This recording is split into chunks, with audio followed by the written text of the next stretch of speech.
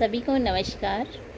जैसा कि आप जानते हैं हम लेसन 1 पर्यावरण पर चल रहे थे क्लास 7।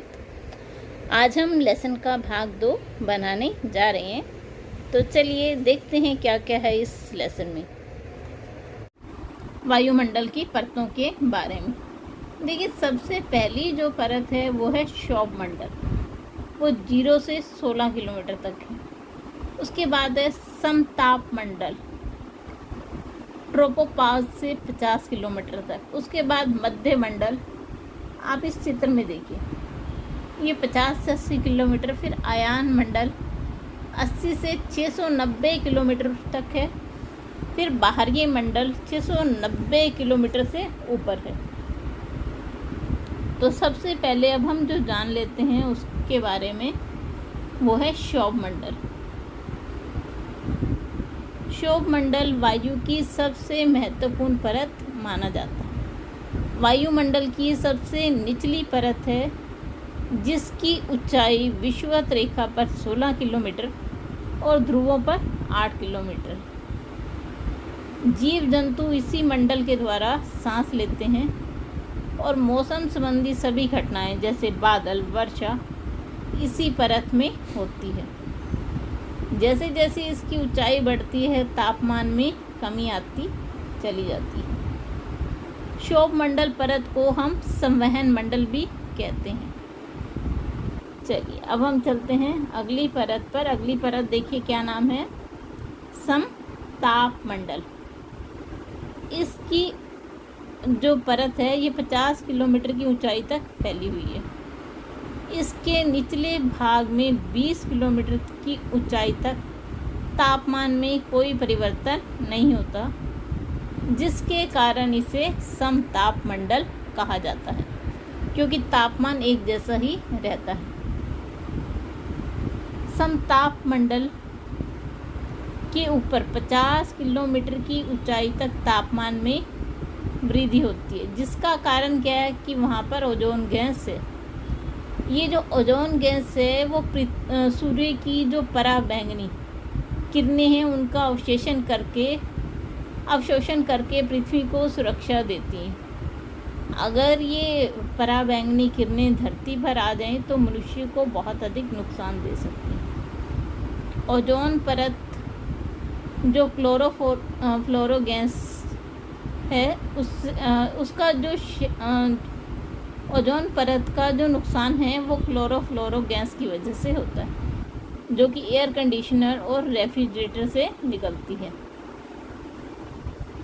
इसकी कुछ परत बादलों, धूलकंडों, बिजली की कड़क और जल वाष्प आदि कुछ भी नहीं पाया जाता है।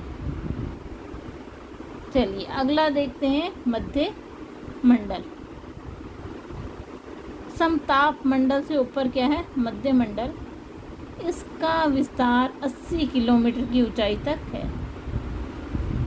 इस परत में ऊंचाई के साथ साथ तापमान गिरने लगता है। मध्य मंडल की ऊपरी सीमा को मध्य सीमा कहते हैं।